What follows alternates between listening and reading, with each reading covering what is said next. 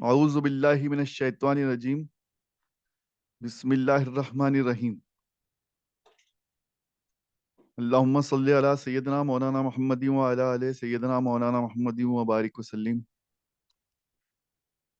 السلام علیکم ورحمۃ اللہ وبرکاتہ و مغفرتہ۔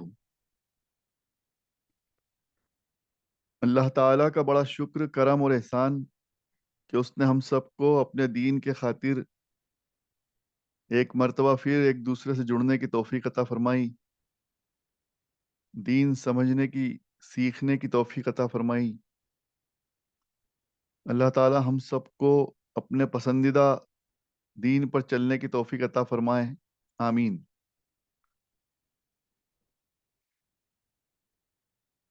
صحیح بخاری، حضرت امام بخاری رحمۃ اللہ علیہ صحیح بخاری میں جو حدیثیں لے کر آئے ہیں، ان حدیث مبارکہ میں آج جو حدیث ہم پڑھنے جا رہے ہیں اس کا نمبر ہے 6464۔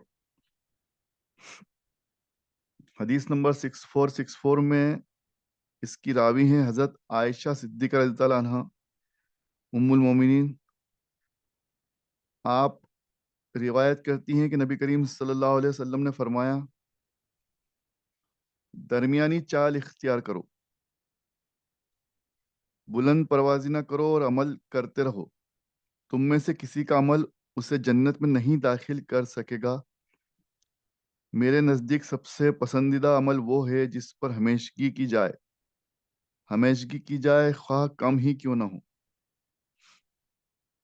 اب اس حدیث مبارکہ میں 3-4 چیزیں نکل کر آ رہی ہیں، بہت ساری باتیں بہت شارٹ میں سمجھا دی گئی ہیں اس حدیث مبارکہ کے ذریعے۔ آپ صلی اللہ علیہ وسلم نے سب چیزوں کی تھوڑی تھوڑی ہنٹ دے دی۔ سب سے پہلے آپ صلی اللہ علیہ وسلم نے فرمایا کہ درمیانی چال اختیار کرو، یعنی کہ بہت اکڑ کر مت چلا کرو۔ درمیانی چال کا معنی ہے کہ اس طرح سے چلیں ہم کہ بہت زیادہ ڈھیلے ڈھیلے بھی نہیں دکھیں اور نہ بہت زیادہ اکڑے ہوئے دکھیں، یعنی کہ بہت زیادہ غرور بھی نہ ہو اور بہت زیادہ مایوسی بھی نہ ہو۔ درمیانی معاملہ اللہ تعالیٰ اور اس کے رسول صلی اللہ علیہ وسلم ہر معاملے میں پسند فرماتے ہیں۔ درمیانی معاملہ یعنی کہ بیلنسڈ وے میں ہر کام کو درمیانی طریقے سے کریں، نہ بہت زیادہ نہ بہت کم، نہ بہت زیادہ اس کو انلمیٹیڈ کوئی چیز ہو، نہ کوئی بہت کم چیز ہو، ایسا بھی نہیں ہونا چاہیے۔ ہر معاملے میں ایک چیز کا ایک بیلنسڈ ہو، چاہے چلنے کا طریقہ ہو، خرچ کرنے کا طریقہ ہو، کھانے پینے کا طریقہ ہو، عبادت بھی آپ صلی اللہ علیہ وسلم آگے ہی فرما رہے ہیں کہ بیلنسڈ رکھو، ہوا میں نہیں اڑنا ہے، ہمیں عمل کرتے رہنا ہے، اور یہ بھی غلط فہمی نہیں رکھنا ہے کہ ہمارے اعمال سے یا ہمارے اعمال کی بدولت ہم جنت میں چلے جائیں گے، بالکل نہیں۔ بے شک اللہ کی رحمت اور آپ صلی اللہ علیہ وسلم کی شفاعت دو ہی چیزیں ہیں جو ہمیں جنت میں لے جا سکتی ہیں۔ لیکن اس کا مطلب یہ بھی نہیں ہے کہ ہمیں برے اعمال کرنا، اعمال اچھے کرنا ہے، اعمال سدھارتے رہنا ہے، لیکن اعمالوں پر اترانا نہیں، اعمال پر گھمنڈ نہیں کرنا ہے، اور اعمال کے بھروسے نہیں رہنا۔ بھروسہ اللہ اور اس کے رسول صلی اللہ علیہ وسلم کا ہے۔ اور آگے فرمایا کہ آپ صلی اللہ علیہ وسلم نے فرمایا کہ میرے نزدیک، یعنی کہ اللہ کے رسول صلی اللہ علیہ وسلم کے نزدیک وہ عمل بہتر ہے جو ہمیشگی سے کی جائے، یعنی کہ ہمیشگی کا معنی ہمیشہ، اکثریت سے، نارملی جو ہم کرتے رہیں، جو ہماری عادت بن جائے، جو ہمارے زندگی کا حصہ بن جائے، ایسے اعمال کریں، ہم اس طرح سے عبادت کریں چاہے کم ہی کیوں نہ ہو۔ اس کا مطلب یہ ہے کہ ہم ایک رات جگ لیں، کچھ لوگ کرتے ہیں ایک رات بہت جاگ لی، رات بھر نمازیں پڑھ لی، دوسرے دن پھر فرض نمازیں ہی چھوڑ دی۔ ایک رات خوب قرآن شریف سنا، خوب قرآن شریف پڑھا، دوسرے دن سے قرآن شریف سننا اور پڑھنا ہی بند کر دیا۔ ایک رات خوب نعت پڑھی، ایک رات خوب قوالی سنی، دوسرے دن سے سب کچھ چھوڑ دیا۔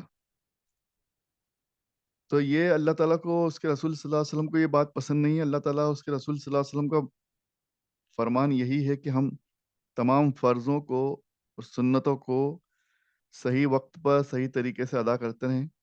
یہ بھی ایک عام انسان کے لیے کافی ہے، بجائے اس کے کہ انسان ایک رات خوب عبادت گار بن جائے اور دوسرے دن سے وہ فرض نمازیں ہی چھوڑ دے۔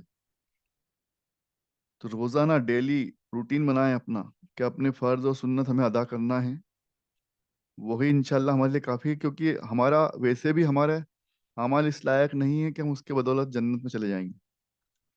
اللہ تعالیٰ اور اس کے رسول صلی اللہ علیہ وسلم، اللہ کی رحمت اور آپ صلی اللہ علیہ وسلم کی شفاعت، یہ واجب ہے. 6465 6465 حدیث مبارکہ میں نبی کریم صلی اللہ علیہ وسلم سے پوچھا گیا، عرض کیا گیا، دریافت کیا گیا کہ عمل اللہ کے نزدیک کون سا زیادہ پسندیدہ ہے. صحابہ کرام دریافت کر رہے ہیں کہ یا رسول اللہ صلی اللہ علیہ وآلہ وسلم، اللہ تعالیٰ کے نزدیک کون سا عمل زیادہ پسندیدہ ہے؟ فرمایا کہ جس پر ہمیشگی کی جائے، یعنی کہ جو ہمیشہ ہو، اکثریت سے ہو، خواہ وہ تھوڑا ہی ہو. اور فرمایا نیک کام کرنے میں اتنی ہی تکلیف اٹھاؤ جتنی تمہاری قوت ہے، جتنی تمہاری طاقت ہے. اب اتنی آسانی دے دی ہے، اتنا آسان دین ہے ہمارا. اور اس کے بعد لوگ، اس کے باوجود لوگ جو سمجھتے نہیں دین کو یا دین کی صحیح تصویر پیش نہیں کرتے، وہ کہتے ہیں دین بہت مشکل ہے. دین بہت آسان ہے. دین اتنا آسان ہے کہ ہمیں 5 وقت کی نمازیں پڑھنا ہے نا. اس میں نیت ہماری اللہ کو راضی کرنے کی ہو، دکھاوا نہ ہو. ایمان کے ساتھ نماز پڑھیں، صدقہ کریں، اور رمضان کے روزے رکھنا ہے، اور حج ادا کرنا ہے.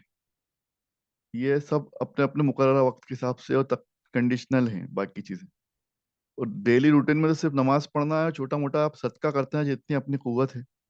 کیونکہ بار بار نماز اور زکوٰۃ کو، زکوٰۃ کے معنی جب ہم ڈیٹیل پڑھتے ہیں تو زکوٰۃ کے معنی فرضی زکوٰۃ بھی ہے جو 2.5% ہے وہ بھی، اور ساتھ میں نفلی صدقے کو بھی زکوٰۃ کا ہی لفظ استعمال کیا گیا قرآن اور حدیث میں جب اس کی گہرائی میں جاتے ہیں ہم. تو یعنی کہ چھوٹا موٹا صدقہ کرتے رہیں، وہ بھی زکوٰۃ کا ایک روپ ہے، اور نماز پڑھتے رہیں بس. تو انشاءاللہ یہ بھی اللہ تعالیٰ کو بہت پسندیدہ عمل ہے. بہت زیادہ آپ کو کچھ نہیں کرنا ہے. آپ صلی اللہ علیہ وسلم خود فرما رہے ہیں کہ بہت زیادہ تکلیف مت اٹھاؤ. تمہاری جتنی قوت ہے، جتنی طاقت ہے، اتنا ہی کرو. یعنی کہ آپ نماز فرض ادا کر لو، سنت پڑھنا ہے، سنت پڑھنا بہتر ہے، سنت پڑھیں. نفل ادا کر سکو تو کرو، نہیں بنتی تو چھوڑ دو. صدقہ بھی جتنا کر سکتے ہو، جتنا دے سکتے ہو اتنا دے دو. بہت زیادہ صدقہ دینے کی بھی ضرورت نہیں، جتنی تمہاری قوت ہو. بس یہ ہے کہ اس کو ریگولر رکھو، اس کو کرتے رہو. یہی اللہ تعالیٰ اور اس کے رسول صلی اللہ علیہ وسلم کو پسند ہے. یعنی کہ اپنے آپ کو مشقت میں مت ڈالو. یہ قرآن اور حدیث میں یہ صاف طور پہ آ گیا. اللہ تعالیٰ بھی نہیں چاہتا کہ اپنے بندے کو کسی طرح کی تکلیف میں ڈالے. ایکسٹریم پہ نہیں جانا ہے، درمیانی راستہ اختیار کرنا ہے، بیلنسڈ وے میں لائف جینا ہے. 6468 اس کے راوی حضرت انس بن مالک رضی اللہ عنہ ہیں. ان کو یہ کہتے سنا گیا کہ نبی کریم صلی اللہ علیہ وسلم نے انہیں فرمایا کہ ہمیں ایک دن نماز پڑھائی، پھر ممبر پر چڑھے اور اپنے ہاتھ سے مسجد کے قبلے کی طرف اشارہ کیا. نماز کے بعد آپ صلی اللہ علیہ وسلم فرما رہے ہیں کہ اس وقت جب میں نے تمہیں نماز پڑھائی تو مجھے اس دیوار کی طرف، یعنی کہ آپ صلی اللہ علیہ وسلم کو دونوں نے نماز ہی وحی کے ذریعے دیوار پر ہی جنت اور جہنم کی تصویر دکھائی گئی. اللہ اکبر. اور میں نے اپنی پوری عمر میں نہ آج تک اتنی خوبصورت کوئی چیز دیکھی جتنی بہشت، یعنی جتنی جنت تھی. سبحان اللہ. اور نہ دوزخ جیسی کوئی ڈراؤنی چیز دیکھی. استغفر اللہ. اللہ اکبر.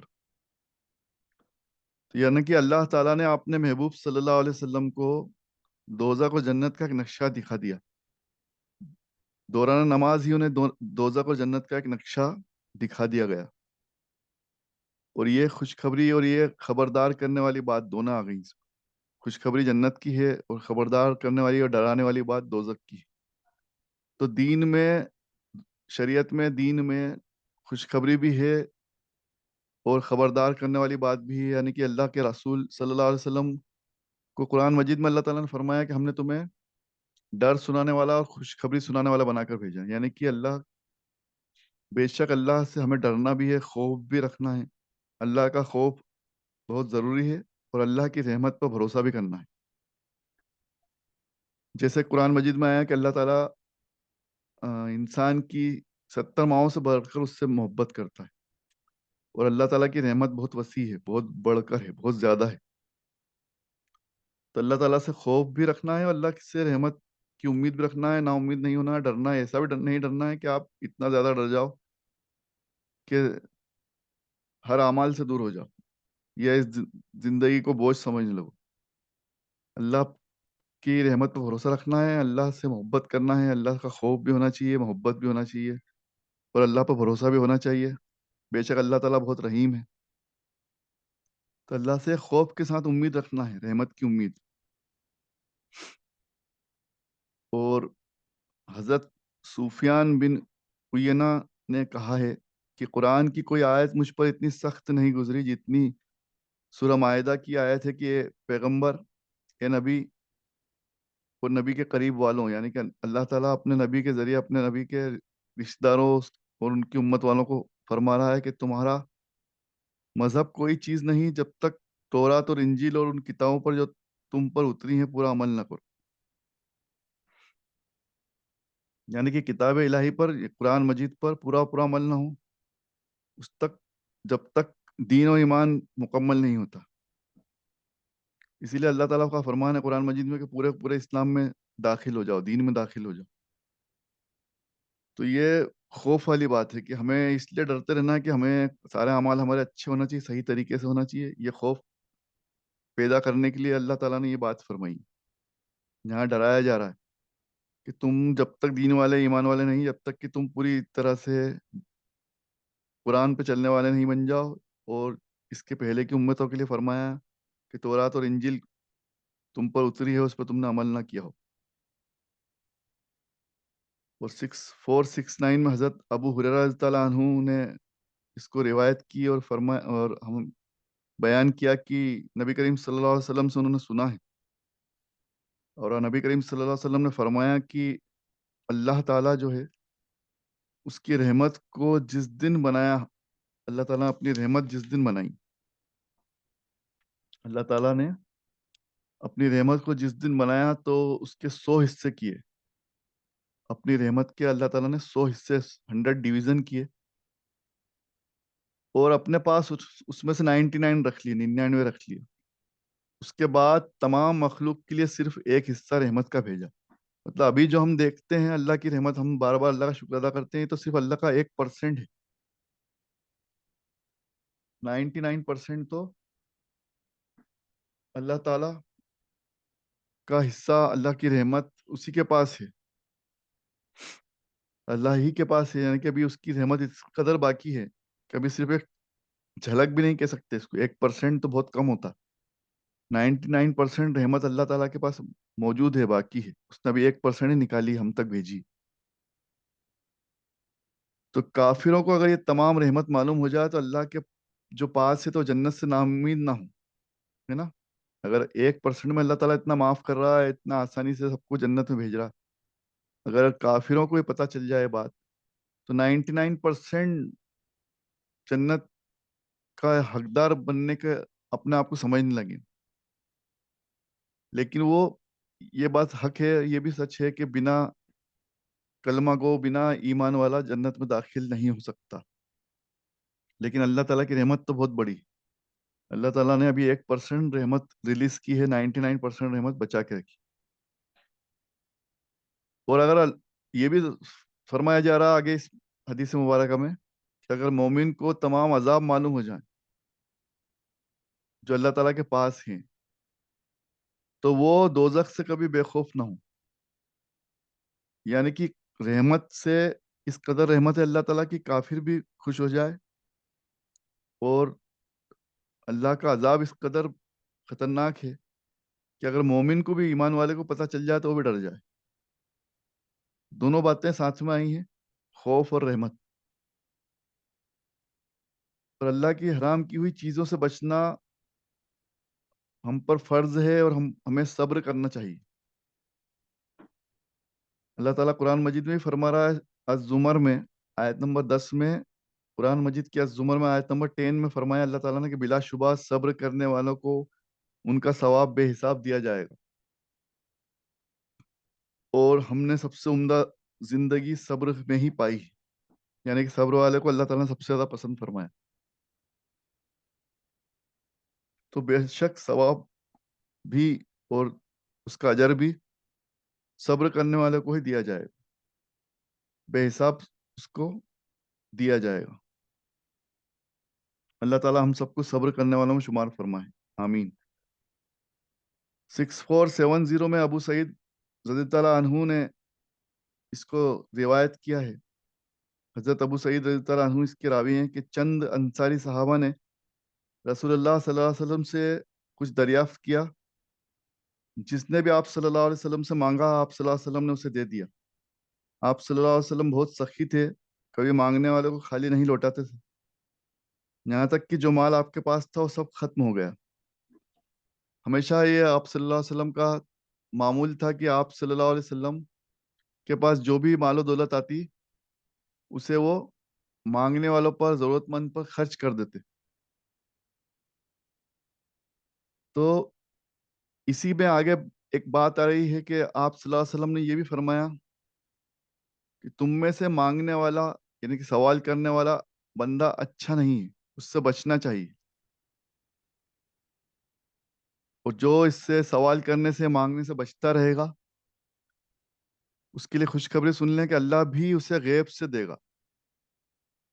صحیح حدیث، صحیح بخاری کی صحیح حدیث پڑھ رہا ہوں آپ کے سامنے کہ جو صبر کرے گا اور اللہ پہ بھروسہ کرے گا اور دوسروں کے سامنے ہاتھ نہیں پھیلائے گا اسے اللہ تعالیٰ غیب سے عطا فرمائے گا۔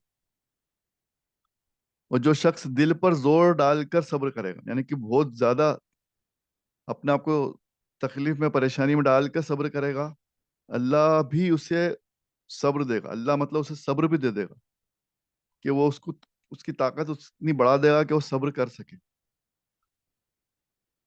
اور جو بے پرواہ رہنا اختیار کرے گا اللہ بھی اسے بے پرواہ کر دے گا، اور اللہ کی کوئی نعمت صبر سے بڑھ کر تم کو نہیں ملی۔ یہ حدیث بڑی لمبی اور بہترین حدیث اور بہت زیادہ سمجھائش والی حدیث ہے کہ اللہ تعالیٰ صبر کرنے والے کو پسند فرماتا ہے، صبر کرنے والے کو غیب سے مدد فرماتا ہے، اور صبر کرنے والے کی طاقت بھی بڑھا دیتا ہے کہ وہ اس کو سہن کر سکے، اور اس کا بدلہ بے شک اللہ تعالیٰ نے قرآن مجید میں فرمایا کہ ایمان والوں کے لیے صبر کا بدلہ جنت ہے انشاءاللہ۔ تو اس بات پر بھی غور کرنا ہے، اور جو اللہ پر بھروسہ کرے گا اللہ تعالیٰ بھی اس کے لیے کافی ہوگا۔ یہ بھی قرآن مجید کی آیت مبارکہ کا مفہوم ہے، ہم اکثر پڑھتے ہیں کہ اللہ پر ایمان لانے والوں کے لیے اللہ کافی ہے۔ یہی بات 6472 میں حضرت ابن عباس رضی اللہ عنہ سے روایت ہے، اور وہ روایت کرتے ہیں کہ نبی کریم صلی اللہ علیہ وآلہ وسلم نے فرمایا میری امت کے 70,000 لوگ، اب جیسے میں نے کئی بار آپ کے سامنے یہ بات کہی کہ 70,000 ایک محاورہ ہے عربی کا، 70,000 کا معنی میں جہاں تک مجھے نہ سمجھ کو سمجھ میں آتی ہے بات کہ اس کا مطلب ہوتا ہے کہ انگنت، ان لمیٹڈ، جتنا اللہ چاہے۔ 70,000 فرشتے، 70,000 یہ باتیں بار بار آتی ہیں، 70,000 درجے یا 70,000 گنا ثواب یا 70,000 لوگ، تو اس کا میننگ جہاں تک میں سمجھتا ہوں کہ یہ ان لمیٹڈ، جتنا اللہ چاہے۔ ایک کہاوت محاورہ ہے عربی کا کہ ہم جب کہتے ہیں نا کہ 17 لوگ پوچھتے ہیں، ہم بار بار کہتے ہیں 17 کام ہیں، 17 لوگ ہیں، 17 کام ہیں، 17 لوگ پوچھتے ہیں، 17 بار بول دیا، 17 بار پوچھ لیا، تو 17 کا مطلب وہی ہے کہ انگنت، بہت بار۔ تو اس حدیث سے مبارکہ میں بھی یہ لفظ آیا کہ نبی کریم صلی اللہ علیہ وسلم نے فرمایا میری امت کے 70,000 لوگ بغیر حساب کی جنت میں جائیں گے، یعنی کہ جتنا اللہ چاہے گا، ان لمیٹڈ۔ اب یہ خوشخبری آ گئی بغیر حساب کے جنت میں جائیں گے۔ ہم لوگ ہمیشہ دعا کرتے ہیں، اللہ سے دعا بھی کرنا چاہیے کہ اللہ ہمیں بنا حساب کے کتاب کی جنت الفردوس عطا فرما، ہم اس لائق نہیں، ہم گناہ گار بندے ہیں، ہمیں آزمائش سے بچا، مشکل امتحان آزمائش سے ہماری حفاظت عطا فرما، ہمیں بنا حساب کتاب کی جنت الفردوس عطا فرما۔ تو یہ دعا بھی کرتے رہنا چاہیے۔ تو وہ لوگ کون ہوں گے یہ خوشخبری سن لیں۔ یہ بات بھی اسی میں آ گئی اس حدیث مبارکہ میں کہ یہ وہ لوگ ہوں گے جو جھاڑ پھونک نہیں کراتے، نہ شگن لیتے ہیں، پر اپنے رب پر ہی بھروسہ رکھتے ہیں، کسی طرح کے جادو ٹونے سے جو دور رہتے ہیں، جادو ٹونا کرنے والے کروانے والوں سے دور رہتے ہیں، نہ شگن لیتے ہیں، یعنی کہ نہ کسی سے فال نکلاتے ہیں، نہ کسی سے پوچھتے ہیں کہ ہمارے لیے کیا کرنا اچھا ہے، کیسے کرنا اچھا ہے. یہ سب اللہ کے اختیار کی اور اللہ کے علم کی باتیں. بندے کا کام صرف کوشش کرنا ہے. تو یہی بات فرمائی جائے گی کہ اپنے رب پر ہی بھروسہ رکھتے ہیں، وہی ان کے لیے کافی. تو یہ بھی ہمیں خیال رکھنا ہے، یہ بات بھی دھیان رکھنا ہے کہ ہمیں ان باتوں سے بھی بچنا ہے. صرف اور صرف اللہ پہ بھروسہ کرنا ہے. جھاڑ پھونک جادو ٹونوں سے دور رہنا ہے. اللہ سے دعا کرنا ہے، اللہ ہی سے مدد مانگنا. اور اللہ تعالیٰ کا فرمان ہے کہ بے فائدہ بات چیت کرنے سے بچو. بے مطلب کی بلا وجہ کی گفتگو سے بچو.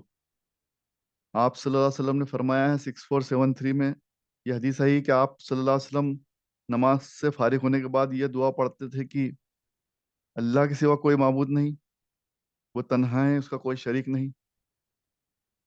ملک اسی کا ہے اور تمام تعریفیں اسی کے لیے ہیں، اور وہ ہر چیز پر قدرت رکھنے والا ہے. تو یہ جو ہم کلمہ پڑھتے ہیں، تیسرا کلمہ، چوتھا کلمہ جو بار بار ہم پڑھتے ہیں، تو اس میں یہی باتیں آتی ہیں. انہی کا کو ڈیٹیل بڑھایا جاتا ہے، ہمیشہ بڑھتی آتی ہے. پہلے کلمے میں صرف آتا ہے اللہ کے ایک ہی اکیلا ہے، وہ واحد ہے. پھر دوسرے کلمے میں آپ صلی اللہ علیہ وسلم رسول ہیں، بندے ہیں. پھر تیسرا کلمے میں اور بڑھتی ہے بات کہ اللہ ہی سے، وہی مالک ہے، اس کا کوئی شریک نہیں، سب کچھ اسی کے ہاتھ میں ہے. اس طرح سے چوتھا کلمہ، پانچواں کلمہ، جیسا آپ پڑھتے جاؤ گے ترجمے سے، تو یہ بات سامنے آئے گی جو آپ صلی اللہ علیہ وسلم دعا میں مانگ رہے ہیں. اور یہی فرما رہے ہیں، اس کا ترجمہ ہم یہاں پڑھ رہے ہیں کہ اللہ کے سوا کوئی معبود نہیں، وہ تنہا ہے، اس کا کوئی شریک نہیں، ملک اسی کا ہے اور تمام تعریفیں اسی کے لیے ہیں. جو ہم پڑھتے ہیں لہ الحمد و لہ الملک و لہ الحمد، تو وہ لہ الملک و لہ الحمد لفظ جو پڑھتے ہیں نا ہم، تو اس کا لہ الحمد و لہ الملک کا مطلب یہی ہے، حمد یعنی کہ اسی کی تعریف ہے. تعریف کے لائق صرف وہ اکیلا ہے، اور اسی کا ملک ہے، یعنی کہ وہی رب ہے نا، اور اس کا کوئی شریک نہیں. تو یہ سب باتیں ہمیں یاد رکھنا ہے، اور اس کا ترجمہ بھی سیکھنا ہے، اور اس پر عمل بھی کرنا ہے، ان کو سمجھنا بھی ہے کہ جب ہم اللہ ہی کو سب کچھ مانتے ہیں، اس کے ساتھ کوئی شریک نہیں ہے، سب تعریفیں اسی کے لیے ہیں، ہر چیز کی قدرت رکھنے والا بھی وہی ہے، تو ہمیں کسی بات سے، کسی انسان سے، کسی چیز سے کوئی خوف رکھنے کی ضرورت نہیں. رحمت صرف اللہ تعالیٰ کی. اور بیان کیا کہ آپ صلی اللہ علیہ وسلم بے فائدہ بات چیت کرنے سے، زیادہ سوال جواب کرنے سے، بلا وجہ مال ضائع کرنے سے، اپنی چیز کو بچا بچا کر رکھنے سے، مانگنے سے، ہے نا، اور اپنے والدین کی نافرمانی کرنے سے، اور لڑکیوں کو زندہ دفن کرنے سے منع فرماتے تھے. اللہ اکبر، کتنی اچھی چیزیں سکھاتے تھے. دعا کے بعد یہ باتیں سکھائی جاتی تھیں کہ بلا وجہ فالتو باتیں مت کرو، زیادہ سوال جواب مت کیا کرو، مال ضائع مت کرو، یعنی کہ بیکار فضول خرچی مت کرو، کنجوسی بھی مت کرو، مانگو مت، لوگوں کے سامنے ہاتھ مت پھیلاؤ، والدین کی نافرمانی مت کرو، لڑکیوں کو زندہ دفن مت کرو. یہ اتنی بہترین حدیث ہے کہ کسی بھی انسان جو دین میں داخل نہیں ہے، دین والا نہیں ہے، اس کے سامنے اگر یہ باتیں پیش کر دی جائیں تو وہ متاثر ہوئے بنا نہیں رہ سکتا اسلام سے. تو یہ باتیں ہمیں بھی سیکھنا ہے، اور اللہ تعالیٰ ہم سب کو اس پر عمل کرنے کی توفیق بھی عطا فرمائے. اور اپنے زبان کا مطلب اپنی باتوں کو، غلط باتوں سے اپنے آپ کو بچانا ہے، اس کا غلط استعمال نہیں کرنا ہے. کیونکہ آگے فرمایا گیا کہ انسان، یعنی کہ ایمان رکھنے والے کو چاہیے، کہ ایمان والے کو چاہیے کہ اچھی بات کرے یا پھر چپ ہو جائے. اور اللہ تعالیٰ کا فرمان ہے کہ انسان جو بھی بات کرتا ہے، اس کے لیے لکھنے کے لیے ایک فرشتہ موجود ہے، وہ لکھ لیتا ہے. سورہ کاف کے آیت نمبر 18 میں یہ بات آئی بھی ہے کہ ایک چوکیدار، یعنی کہ ایک فرشتہ موجود رہتا ہے، جو ہم بولتے ہیں وہ لکھتا ہے، ہماری ہر بات لکھی جاتی ہے. تو اللہ تعالیٰ کا فرمان ہے، جب تو ہمیں اس طرح سے ہمیں اشارہ دیا گیا کہ تم جو بھی اچھا بولو گے تو اچھا لکھائے گا، غلط بولو گے، برا بولو گے تو برا لکھائے گا. تو کوشش کریں کہ اچھی بات کریں، ورنہ چپ ہو جائیں. فالتو باتوں سے، فالتو کی بحث سے، گالی گلوچ سے، ان سب سے بچیں. جتنا بولیں اچھا بولیں، ورنہ خاموش رہیں. اور آپ صلی اللہ علیہ وسلم کا بھی فرمان آ گیا 6474 میں کہ نبی کریم صلی اللہ علیہ وسلم نے فرمایا، میرے لیے جو شخص، اس شخص کے لیے آپ صلی اللہ علیہ وسلم اس شخص کے لیے بول رہے ہیں کہ جو شخص دونوں جبڑوں کے بیچ کی چیز، یعنی زبان اور دونوں پیروں کے بیچ کی چیز یعنی اس کی شرمگاہ کی ذمہ داری کوئی مجھے دے دے، یعنی کہ جو شخص دونوں چیزوں پر قابو رکھ لے، زبان پر اور اس کی شرمگاہ پر، یعنی کہ بری باتوں سے برے کاموں سے جو بچ جائے تو اس کے لیے جنت کی ذمہ داری میں لیتا ہوں۔ الحمدللہ، سبحان اللہ، آمین۔ تو ہمیں ان دونوں چیزوں کا بھی خیال رکھنا ہے، زبان کا بھی اور شرمگاہ کا بھی، یعنی کہ ہمیں زبان سے جھوٹ بول کر، دھوکہ دے کر، گالی دینے سے، ان سے بچانا ہے اپنی زبان کو، اور شرمگاہوں کو زنا سے، برے کاموں سے، گندے کاموں سے بچانا ہے۔ اگر یہ دو چیزیں ہم نے بچا لی اور ایمان کے ساتھ ہم نے موت ہو گئی انشاءاللہ، تو جنت کی ذمہ داری آپ صلی اللہ علیہ وسلم لے رہے ہیں۔ وہی بات آ رہی کہ بہت زیادہ خوف کی ضرورت نہیں ہے، بہت زیادہ ڈرنے کی بات نہیں، دین بہت آسان ہے، صرف کچھ چیزوں کا ہمیں خیال رکھنا ہے۔ کچھ چیزیں ضرور مشکل ضرور لگتی دنیا میں، لیکن ان پر عمل کیا جا سکتا ہے، جو عمل کرے گا اللہ تعالیٰ اس کو عمل کی توفیق بھی دیتا ہے، جیسے حدیث مبارکہ میں پڑھا کہ اللہ تعالیٰ اس کو صبر کی طاقت بھی دے دیتا ہے۔ تو کوشش کریں تو انشاءاللہ جنت میں ضرور جا سکتے ہیں، ضرور جا سکتے ہیں۔ اللہ کی رحمت پر امید رکھنا ہے، اللہ سے دعا بھی کرنا ہے، اور اللہ کی رحمت جس طرح سے حدیث مبارکہ میں آیا کہ 1% رحمت دیکھی ہم نے، 99% رحمت اللہ تعالیٰ کے پاس موجود ہے، جو انشاءاللہ جنت الفردوس کے ذریعے ہمیں دیکھنے کو ملے گی۔ اور 6475 آخری حدیث آج کی، نبی کریم صلی اللہ علیہ وسلم نے فرمایا جو کوئی اللہ اور آخرت کے دن پر ایمان رکھتا ہو، اسے چاہیے کہ اچھی بات کہے ورنہ خاموش رہے، اور جو کوئی اللہ اور آخرت کے دن پر ایمان رکھتا ہو اپنے پڑوسی کو تکلیف نہ پہنچائے، اور جو کوئی اللہ اور آخرت کے دن پر ایمان رکھتا ہو اپنے مہمان کی عزت کرے۔ یہ تینوں بہت اچھی باتیں سامنے آ گئیں ایک ہی حدیث مبارکہ میں، کہ بلا وجہ کی باتوں سے، لڑائی جھگڑے سے بچنا ہے، اور اپنے پڑوسی کو تکلیف نہیں پہنچانا ہے، ایسی اعمال، ایسی حرکتیں نہیں کرنا ہے کہ پڑوسی کو تکلیف پہنچے، اور مہمان کی مہمان نوازی کرنا ہے، اس کی عزت کرنا ہے۔ اللہ تعالیٰ ہم سب کو کہنے سننے سے زیادہ عمل کی توفیق عطا فرمائے۔ وآخر الدعوانا ان الحمد للہ رب العالمین۔ بسم اللہ الرحمن الرحیم، الحمد للہ رب العالمین۔ اللہم صلی علی سیدنا مولانا محمد وعلی آل سیدنا مولانا محمد وبارک وسلم۔ یا اللہ ہم سب کی اس ٹوٹی پھوٹی نیکی کو قبول و مقبول فرما، کوشش کو قبول و مقبول فرما، ہم کسی لائق نہیں ہیں، ہم سب گناہ گار بندے ہیں، ہم سب کو معاف فرما۔ استغفر اللہ ربی من کل ذنب واتوب الیہ۔ ہم سب کو دنیا اور آخرت کی تمام آزمائش سے، پریشانیوں سے ہم سب کی حفاظت عطا فرما، ہم سب کو بنا سوال جواب کے، بنا کسی تکلیف پریشانی کے، بنا کسی امتحان کے، بنا حساب کتاب کے، ہم سب کو، ہمارے والدین کو، ہمارے رشتہ داروں کو، تمام مرحومین کو، سب کو جنت الفردوس عطا فرما۔ ہمارے والدین، تمام مرحومین، تمام رشتہ دار، تمام امت مسلمہ، ہم سب کو جنت الفردوس عطا فرما، سب کی تمام دعاؤں کو قبول و مقبول فرما۔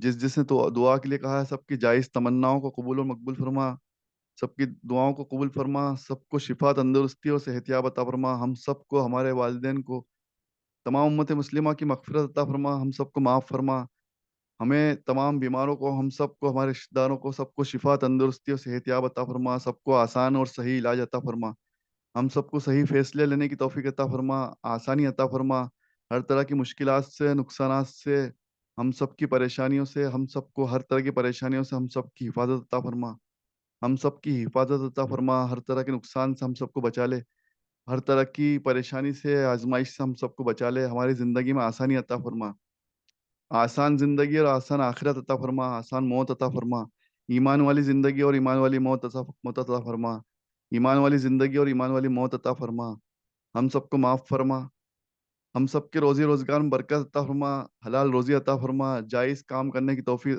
عطا فرما، ناجائز سے ہم سب کی حفاظت عطا فرما، ہم سب کو ایک اور نیک بنا دے، ہم سب کو ہر طرح کے قرض سے، ہر طرح کے مرض سے ہم سب کی حفاظت عطا فرما۔ آمین یا رب العالمین۔ ربنا آتنا فی الدنیا حسنۃ وفی الآخرۃ حسنۃ وقینا عذاب النار۔ آمین۔ شکریہ۔ اللہ حافظ۔